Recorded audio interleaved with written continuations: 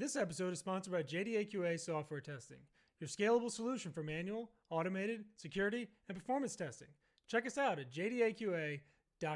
And with that, let's get on with the show.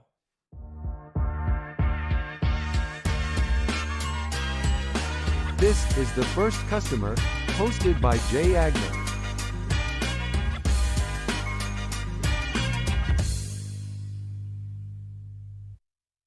Hi, everyone. Welcome to the First Customer Podcast. My name is Jay Agner. Today, I am lucky enough to be joined by Cody Eddings. He is the CEO and co-founder of SnapRefund. He lives in Philly now. He's not from here. He moved here recently. We were talking before the show. He's got a connection to a bunch of people that I do. So I'm very excited to learn a little bit more about Cody. Cody, it's been a long time coming. How are you, brother? I'm good, Jay. I appreciate your hospitality for having me in your digital space here. My digital space, yes. I like to think of it as my locked office away from all my children. So it is a very sacred space to me. So tell me, where did you grow up, man? And did that have any impact on you being an entrepreneur later in life? Totally. Yeah, man. I grew up in lovely St. Louis, Missouri, Southside St. Louis. That's my old haunt, as they might say. Yeah, huge impact on me. You know, I grew up from pretty humble means, and I always wanted to find ways to make something, worthwhile to people that would ultimately help me get to, places of like stability in my life and help my family. And I mean, I think going back to when I was like super young, I think that started off as me wheeling like our lawnmower around door to door and like knocking on my neighbors' doors and asking if I can cut their grass for like $10. And then over time, I really learned a lot about the financial system and like just the day-to-day experience of people who are living, whether they were underbanked, et cetera. And I think a lot of that foundation is what led me to what I'm doing now with SnapRefund. Beautiful. So what about in between? I know you were a developer. You were, some pretty big places as far as like where you stopped along the way and some smaller places. What's the kind of snapshot version of, you out there knocking door to door, cutting grass to where you are today? Yeah, well, I'm number one, first and foremost, just a massive nerd, proudly. So I played a ton of World of Warcraft back in the day. And I used to always wonder why the game looks so trash on my computer. I was like, man, why is my frame rate so low? Like I'm watching like proto YouTube videos of people playing WoW back in the day. And I'm like, it looks a lot better when they're recording it than when I play. So I'd go to Best Buy all the time. I'd just like ask the people, the Geek Squad there, what I could do to my computer, make the game, run faster and look better. And then I realized that I just really liked computers and technology, and I started like building my own custom rigs. And, back in the day, I thought like replacing my RAM would like make my frame rate better, but I just didn't know, I was learning. So by the time I got to high school, I was really just like huge into tech, and I got a job as a cashier and then eventually like a consultant at Office Depot in St. Louis. And I knew I wanted to be a computer engineer. So I started looking for colleges that had a computer engineering program. And then I hopped on a plane for the first time in my life when I was 18 to go to college as a freshman at Lehigh University. And that's where I got my bachelor's of science in computer engineering, and then became a software engineer building supervisory control and data acquisition systems called SCADA systems for wind farms and solar farms. And then from there, I wanted to do something that was a little more in the hand of the everyday person. That was pretty, like industrial programming. And I taught myself how to write Android apps and became a mobile developer. And that was actually around when I was in my first startup. It's called Guitar Sim. And from there, I knew I really liked startups and I liked mobile development. So I started looking for a job. And that's when I found a job at Roar for Good. And I moved to Philly to be their Android developer back in the day. After that, I actually worked as the lead Android engineer at Urban, the parent company of Urban Outfitters, and helped launch their brand Muley, which my Android systems help run their warehouse. They do like over $100 million in ARR, if I'm not mistaken now. And we're using, probably millions of sessions a lifetime already happened in the past few years over the Android apps that I wrote for their warehouse. So all that was kind of the primordial stuff that happened before I came, the version of me here in your digital space today. Beautiful. What problems did you see that led you to found SnapRefund? And obviously in that answer, tell us a little bit about what SnapRefund is and who that serves. For sure. Yeah. And thank you for asking. I appreciate you, Jay. SnapRefund empowers insurance companies to send claim payments effortlessly. And they do that through flexible instant payment technology and through deep analytics that expose insights to help claims teams run more efficiently. This all started when my co-founder, East Taylor, had approached me and said, yo, Cody, I see a problem.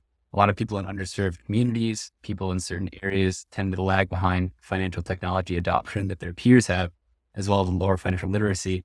And we set out to find ways where we could implement fintech technology for the betterment of people as a whole. So our mission that we set out with was to financially empower people and give them greater control over their money. We didn't really know what that would look like at the time, but over a lot of market research, we came to realize that business to consumer payments in this country are more antiquated in general than peer-to-peer payments. And there's a lot of spaces where people typically have slow or low access to payments that a business owes them. So I'm not talking about payroll, right? Beyond payroll, like reimbursements, those kinds of things are often paper checks, or maybe if you're lucky, you get like a gift card in the mail. But in insurance, we found pretty quickly, it's over 60% of all the payments, even today in like 2023, are still selling paper checks. That's a huge problem because that's very important money for people to have. I mean, usually it's tens of thousands of dollars on the line and someone needs that money to do whatever it is their life is disrupted from doing before they filed the claim. That's how we learned about this space and how SnapRefund ultimately came to be provider for financial empowerment and control of funds in it. Wow. Tell me about the market research phase. What did you guys, I mean, how do you take a very altruistic, concept and dig into it to figure out what's a profitable angle and who's underserved, and like how did you guys start and how did you end up with insurance?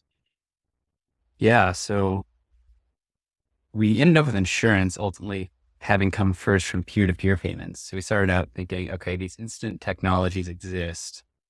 How do we utilize them in a way where more people have access to them? And our first thought was, cool, let's be, like Venmo or PayPal or something like that. But we learned in that space that our mission wasn't really being served because those apps actually do a pretty good job today of exposing that instant cash out option you have, for example, in some. So we started thinking, okay, if this isn't the space and we're really only in this space because we thought it was a good idea, how do we actually validate that things really are good ideas? And that's a huge learning experience as an entrepreneur. And that's not to say the idea wasn't good. It's just that there were better places for it. And sometimes picking the right place to devote that energy into kind of determines your ceiling right away. In the insurance space, we had pitched a lot of VCs. So that app was called Dime back then. We never actually launched it, but Dime became SnapRefund after we were talking to VCs. And this was, back in like 2020, 2021 timeframe when we're watching all these companies get like millions of dollars thrown at them for pitch decks. And we're like, okay, well, now let's be next. But the reality was we weren't really solving a big enough problem, right? Or rather, maybe the problem's already being solved is a better way to say it. We didn't have a differentiator. But VCs are saying, hey, is there a better way you could use this instant payment technology? Have you thought about other verticals like, for example, insurance? Now we started out thinking, okay, how about e-com refunds? Because back then there's an average of 7 to 10 days to get your money back for a return when you would send like a pair of shoes back, to an online merchant. And this instant payment tech could make that happen in a few seconds, right? But even that, we realized there were problems with it. So when the VCs said, have you thought about insurance? We thought, oh, it's worth looking into. And then, I'm going to shortcut this in like a sentence or two. Just know it took a very long time, a lot of effort. We had probably about 200 conversations with people in the insurance space to really identify and understand what their pain points were and how we could possibly aid them in a solution to that. So the market research angle was just think that you have to roll up your sleeves and do it. It's not everyone likes it. I'm certainly more the person who's like ready to be over with it as soon as possible so I can go to build something. But when you do that too soon, it can be disastrous. So we really learned the value of market research through our segue to the insurance vertical. And was the idea to go interview 200 insurance companies something that you learned through your kind of VC pitches? And like, where did you even go? How the hell do we start? Right. Cause that's a lot of the problem that entrepreneurs, people who have great ideas, run into. And you alluded to it a little bit there. And I feel the same way, even running a service business, is market research is terrifying. It's boring. It's long. It's like every bad adjective. How did you guys come to which version of market research you were going to do? And how did you know it was going to be, how did you know enough was enough? How did you kind of was there just like a moment where you're like, okay, we've heard this enough times. We validated this pain point. That's what we're going to go after. Well, that's a great question. It's really hard to know when enough is enough. And I think that looks different for different businesses and different verticals. A few things, because you said so much there that is super, super relevant for people to know and hear, is that number one, we didn't know in the beginning that it would take as much research as we ended up doing. Again, I'm a super bullheaded person when it comes to being ready to move, like, let's go. But the reality is I did that too soon because I didn't really have a good enough understanding of the space yet. I just knew, okay, insurance claim payments suck a lot of times and people want their money right away. Cool, let's go build a solution, give them the money right away. But that's, I'm jumping the gun. So I learned from the market, like, okay, there's more here that has to be considered before anyone will actually buy this solution, because the solution has to ultimately solve some tangible, measurable outcome for those prospects before we actually could get anyone to agree to use it. So initially thinking it's just the instant payment piece, but then we learned, no, actually to get the insurance company on board, you really have to provide them something that speaks to their existing workflow better, something that improves their claims operations or their customer experience, reduces churn, right? And we learned that over time. As it relates to how many it takes, I mean, I thought, after like 5 conversations at the beginning, I was so naive. Like, oh, cool. 5 people said that like, this could be a problem. All right, boom, that's a business. The 200 really evolved along the way, where the whole time in the beginning, and this is my word of caution, entrepreneurs, don't do this. The whole time I'm already thinking that the idea is validated from the first like 5 conversations. So as I'm building and pitching to the next like 20 people, 50 people, 100 people, I'm thinking like, cool, I already got it figured out. One of these is going to be a sale eventually. But when I actually stepped back and realized, like after all that time, wait a minute, the reason why these deals haven't converted into sales is because we're not actually solving things they care about, or we're not solving it well enough, or the thing we're trying to solve isn't a big enough problem.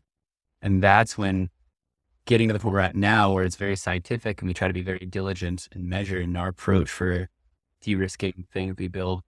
We got there through the hard-earned lessons of knowing it's really easy to assume too early. You get what they call happy ears. You talk to 5 people, you're like, oh, bet. All right, that's $1 billion company right there. 5 people have the problem. 5 full people, Jay, have the problem. You have $1 billion business. It's not how it works. Yeah, you made some really good points there. And was there a moment where you felt like you had talked to enough people and heard it enough? Or was it kind of just, okay, we've done this long enough? What was the end marker for that, very daunting? And I say that because I hear it over and over again. I feel it all the time. It's got to be up there in the list of things that prevent people from moving forward with the business, is that market research phase, because it's such a nebulous phase and it could mean anything and everything. So I'm just very curious, what was the end marker for you? Where did you go, okay, we've heard this X number of times from different places, from different pieces. We know we're providing value. Like, where was your exit ramp off of the market research phase into building? Yeah, that's a great question. So I'll say it. And I think the best way to say it is the market research phase never ends. So even when you start building, there's still more to learn, and you can gain product market fit, but you could also lose product market fit. I mean, it happens all the time. So the things that people are attracted to your solution for today might not be the same things that matter to them tomorrow, because things change. So much can change. Industries move on, new technologies get invented, regulations come down. That point for us, I think once we went to our first couple of insurance conferences, we were able to talk to, like a couple dozen insurance carriers back to back and aggregate all that information and actually break it down, into like a Google Doc. And then you can even feed that back through like ChatGPT if you want to try to like pull insights out of it. It's like a little hack to try to process it a bit faster. Be careful about that though, because it's not infallible. So sometimes it'll miss things that you might have discerned as a human, but point being, once we saw enough commonality and say, like 20 conversations, 50 conversations, and then as we tried to disprove that something was a viable problem to fix and we couldn't, that's when we knew like, okay, this is worth building. But to be clear, it's not all roses, right? Like we built stuff way before then that never got used. So it's not even like we had this perfect route through it. It's just that we learned those lessons the hard way. Yeah, I have another question later that we'll circle back to that. But let's go from you're confident that you found a solution, and kind of like you said there, it's not always the solution, right? It's a solution and you're working on it. What did you guys do from there? How did you set out to build this thing in a way that you knew it was going to be scalable down the line? Because I know a smart guy like you must have been thinking, we can't just build this for today. We've got to kind of build this for later, but not go crazy and, make it the prettiest, architecture and everything in the world. So it's perfect. We need a scalable, usable version of this thing to get going now. How did you guys go out and build that thing?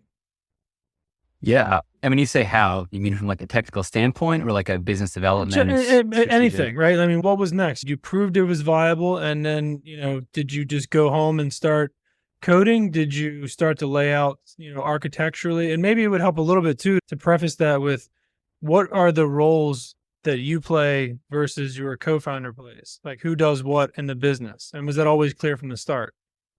Yeah. Great questions. No, not always clear from the start because things change. Like the needs of the business change even.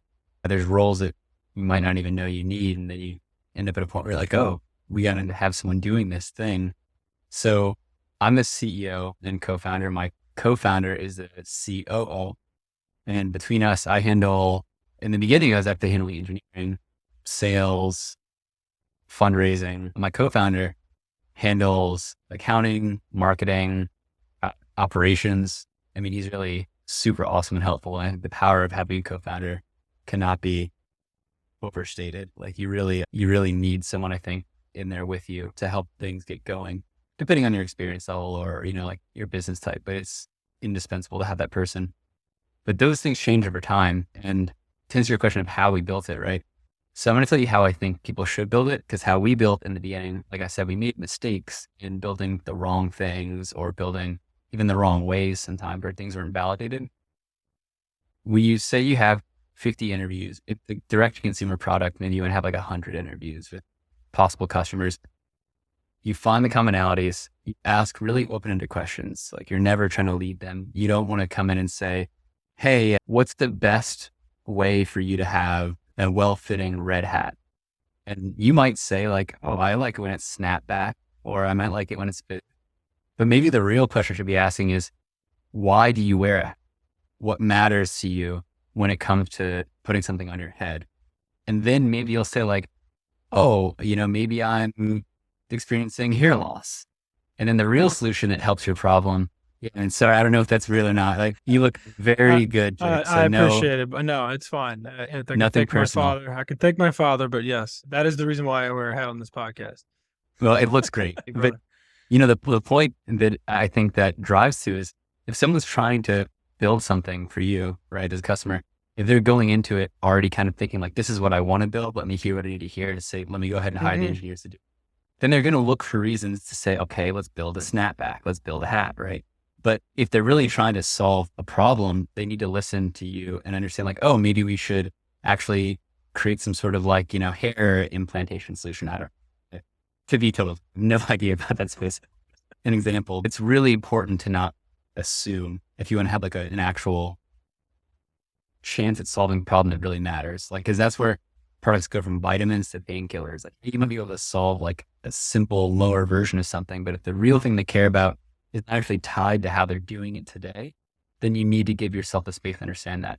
Once you do that, so you talk to 100 people, 50 people, whatever, now you go and you make super low effort, but high fidelity mock-ups, whether they could be like, it's software, like, Figma diagrams or like Canva presentation that just shows like the core use case or the solution to the problem.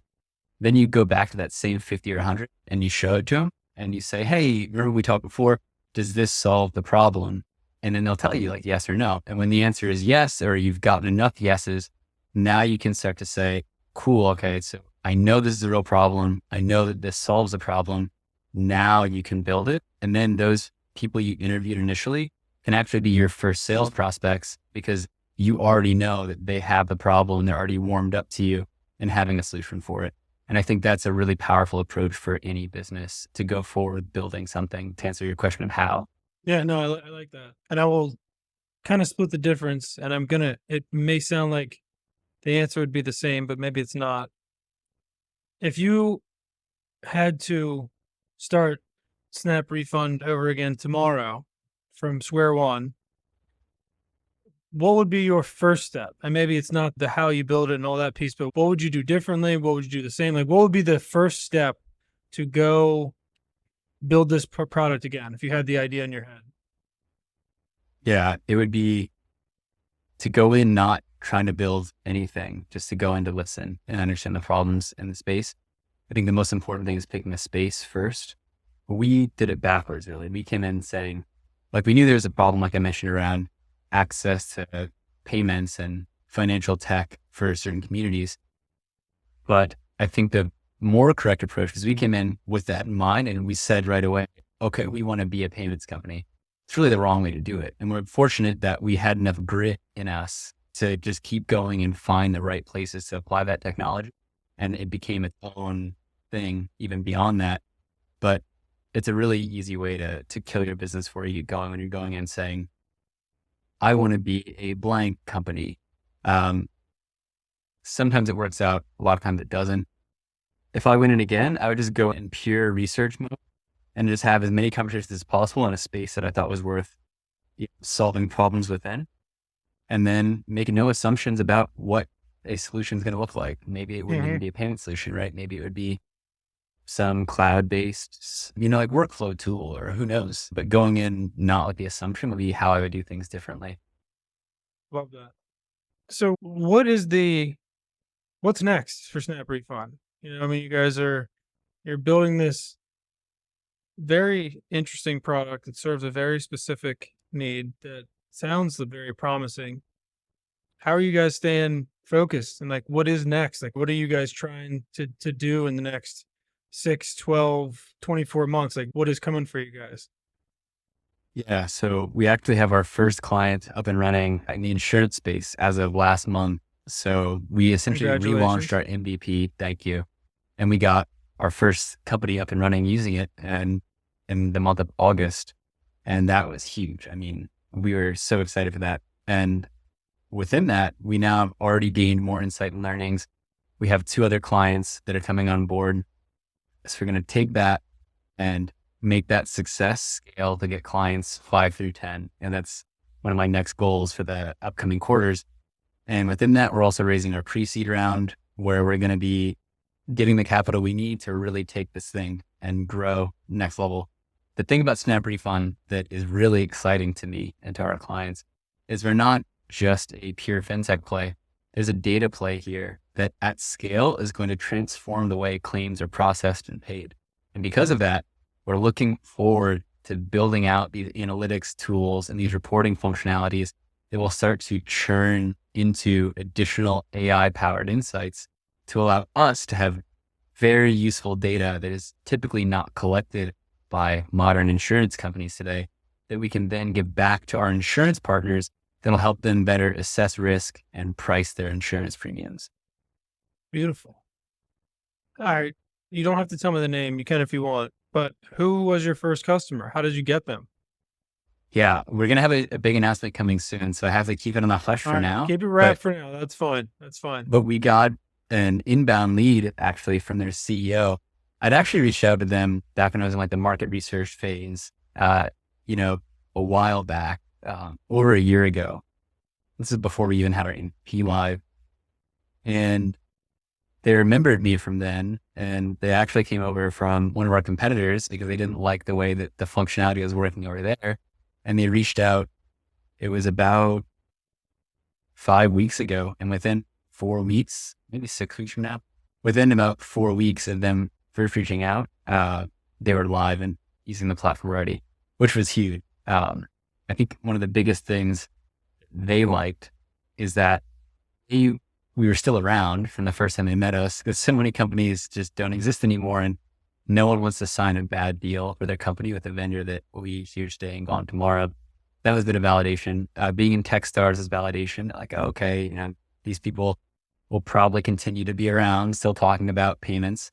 And then we had the ability to give them the solution they needed. And what that looked like for them was a powerful, extensible API that was very easy to integrate with. And we didn't have that the first time we talked to them. So they saw the growth and they saw the way that we had dedicated so much effort into learning about their problems and problems for companies that looked like them. And they knew, okay, if we do this, it's going to be easy integration, low lift, and we'll solve the problem we're having right away. That's exactly what we delivered to them. That's a great story. All right. Well, now you have me wanting to be one of your seed investors. So I guess that's a separate conversation we can have. You've convinced me that you guys are taking this thing to the moon. All right. One final question. Non-business related. So it could be about anything. If you knew you could do anything on earth and you knew you couldn't fail, what would it be? Man. There's more than one thing, if I know I couldn't fail, that I'd want to do, but I would say ensure basic standard of living and happiness and prosperity for every human on this planet. Beautiful. What would yours be? God, I hate when people ask me what my, because I hear so many good ones that I feel like I have to come up with a different one every time, because I have answered this a few times. The listeners, they might be consistent. They're like, oh man, Jay's saying the new or thing. they're tired of hearing it. They're like, just stop saying the same thing. I'm a huge space nerd. I do astrophotography. I have a giant print of Andromeda that I shot in my backyard over here. I don't want to move my camera around, but beautiful cluster, man. Andromeda is awesome. Oh, it's incredible. Agner Astro on Instagram, if you ever want to check out my stuff. I have a big 115 millimeter telescope. I think I would make space stuff accessible and exciting again. And I think we're getting there. I think we're heading towards it. If I couldn't fail and I could just go out and do stuff, I would. The education at school is one thing, but just like general, like nationwide, universal, worldwide, just how incredible it is. We're just on this little rock flying around in space that we take very much for granted, I think would be something very cool. So that's my answer. But anyway, Cody, that's awesome. You are awesome. This was fantastic. I think you just were dropping things left and right. I want to have you back on as this thing grows and as you guys continue to march forward. You got a beautiful dog, by the way. I love Kyle. Oh, thank you. Yeah. Soft spot for Kyle. He senses when the call's about to end, has like a sixth sense for it. And then he gets activated. He's like, okay, I love that. Collies are the best. If people want to find out more about you or reach out to you directly, if they want to find out more about SnapRefund, where do they find you guys? Yeah, you can find us at snaprefund.io. That's SNAPREFUND.io. Also, Cody Eddings on LinkedIn or Anise Taylor on LinkedIn. We're always open to new connections. Love chatting. Please feel free to reach out. We want to hear from you. All right, brother. You're fantastic, man. Thank you so much for your time today. Good luck with everything. Congrats on your first customer. And, here's to the next 5 to 10. So I know you'll be there soon. Cheers, brother. I appreciate you. Thanks, Jay. Cheers, man.